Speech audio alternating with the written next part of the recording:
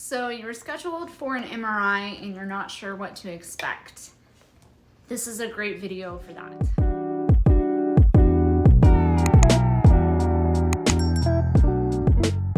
So I have MRIs annually. Sometimes I have them 2 or 3 times a year. But for the last 2 years, I've just had one per year, which is great. And we're hoping it's gonna stay that way. Starting back in 2015, I've had multiple MRIs. Back in 2019, 2020, I was getting them like every 3 months. It was ridiculous. So I am the MRI queen. I know all about MRIs.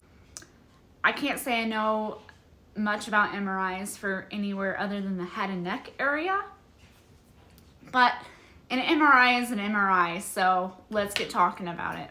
My MRIs last from anywhere from 45 minutes to an hour and a half. It's ridiculous. I know people who've had my type of cancer in a support group when we talk about this. A lot of people are surprised with how long my MRIs are.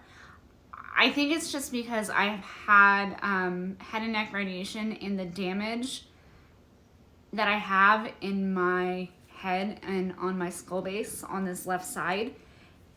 In an MRI, it looks suspicious for cancer, so they definitely do a detailed scan.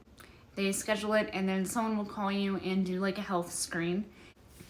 Usually they just want to know if you have any implants, if you have diabetes, if you have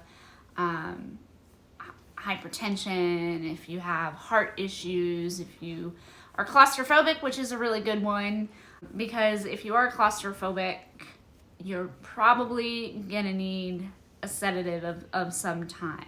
Maybe an Ativan or a Xanax, or maybe even something simple like a couple Benadryl just to make you drowsy. So hopefully you can take a nap. Depending on how long your scan is. If you're really good at meditating or calming yourself down, you'll be fine. But if you struggle with that, I would definitely really talk to your doctor about maybe prescribing you something to calm you down. When you go in, they have you undress and they give you a gown. You can keep your underwear on, but other than that, they like everything off other than the gown. They also want to make sure you don't have your rings. If you have a wedding ring or any ring, no jewelry at all, nose ring, earrings, any piercings, any rings of any type on your body, you need to take off. I have gone into a couple of my MRI scans and been turned away for some odd reasons. Back in 2016, I got this tattoo with my friend Crystal, who she was also diagnosed with a rare cancer. And her ribbon was yellow, mine is red, so we got matching tattoos. I came back and I had a scan scheduled, an MRI scheduled for like a month later. And I went in not thinking anything of it, and they asked me if I've had any recent tattoos, and I said yes, and we had to reschedule the MRI. Because in some tattoo ink, there could be metals. Didn't know that. So no brand new tattoos. However, I have been to a scan since then, and I've got a tattoo. I got this back in 21, I think. And this was all vegan ink. And I told them that, and they said, we don't deny any tattoos now. Because I guess most tattoos are like the vegan ink now, and I guess there wasn't enough significant studies to, I don't know, prove that it would be harmful. However, that's just at my hospital. It could be different at each different hospital. I don't know. I just thought I'd add that in there because I thought that was interesting. I also had a T-tube placed in my left ear after my eustachian tube dilation surgery failed. So I have a permanent tube in my left ear.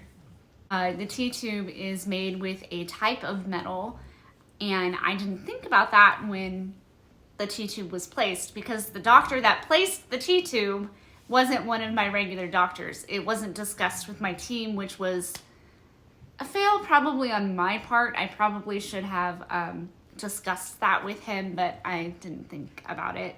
I was turned away then, and they had to contact the doctor that placed the T-tube. They had to look at the T-tube, like the ingredients of the material of the T-tube to make sure that it was safe for my MRI, because if it wasn't safe, they were going to have to remove the T-tube and do the MRI, because the MRI is not an option. I have to have them. So thankfully the T-tube was compatible with the MRI machine, so we're good there. I guess some are not, but this one was, so that's good. But that is something you might want to be aware of. Any metals implants in your body is most likely not compatible with MRI machines. So the more you know. You'll get in there, they'll put you on the machine. Depending on if you need a contrast or not, they'll place an IV. I always get an MRI with and without contrast. They will try to make it as comfortable as possible. They do use pillows to like prop your legs up and like put under your hips and your arms to try to make you as comfortable as possible. But I mean, it's not that comfortable if we're being honest, but they try to make it as comfortable as possible. And then MRIs are very, very loud. They clang, clang, clang, bang, bang, bang.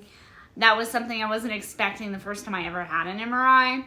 They should provide you with earplugs and or a headphone to put over your ears. If you ask, a lot of times they'll play music in the headphones. I always have them play like some sort of radio. Sometimes I'll have them do just like elevator music to help me sleep. Sometimes I'll have them do like, you know, today's hits or country. I like all genres of music, so depending on how I feel. And it can really help you get through the MRI. When you're having a head and neck MRI, they will put a mask over your head. If you've had head and neck radiation, it's not exactly like that. They don't completely bolt it down. However, it is very tight. So if you're claustrophobic, that's another reason why you should probably talk to your doctor about having some sort of medicine to calm you down, because, I mean, you have a mask over your head and you're being put in a little tiny tube. They have improved the MRI machines since I've started taking them. Now they put a fan over my head so I have air flowing. And then they have put a mirror in front of the mask so I can see in and out, which helps a lot. I still close my eyes, but if I need to open my eyes for whatever reason, I can see out of the machine, and that fan really helps with airflow so I don't feel like I'm hyperventilating, because I have had a panic attack in those tubes, I'm not gonna lie. I do really good now. Is taking a lot of practice. I also recommend, if you get cold really easily, to have them double up on blankets, not just one, a couple. So halfway through the MRI, if you need contrast, they'll pull you out. You don't even have to move. They should already have the IV placed. So they'll roll you out, they'll take your arm, they'll inject it's called a gadolinium dye, and then they'll ask if you feel okay. Usually the dye will make you have a very warm sensation. Sometimes you feel like you're peeing your pants, you're not. It's an interesting sensation. They'll make sure that you're tolerating it okay, and they'll put you back in. They'll go out of the room. They will tell you that they're starting the scan again, and then you'll finish the scan. They want you to be as still as possible. And when I mean as still as possible, if you sneeze, they will have to start over again. Try to stay as still as possible. They will give you a little squeezy ball. That way, if you feel like you have to cough or sneeze or anything, press the squeezy ball. They'll stop the test so you can do that, and then they'll start it again.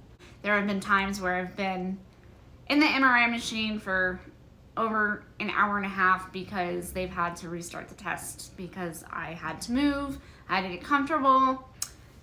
Yeah. I really highly recommend, if you have the contrast, to make sure to drink plenty of fluids, stay away from caffeine so you can get it out of your kidneys. You want to flush that out of your kidneys so you don't get an infection. I've not dealt with that, but I've heard of people who have, and not very fun. If you do end up having some sort of sedation medicine, make sure to just keep it easy the rest of the day. You can't drive yourself home.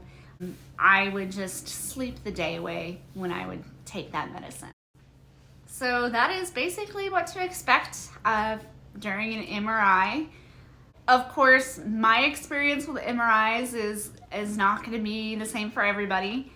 I only had an MRI for the head and neck area. I have not had it for any other area, so that process might not be as accurate. However, I can tell you that any MRI machine is going to be loud, and it's not going to be very comfortable. So just prepare yourself mentally, try to get in and get out, and try to take a nap.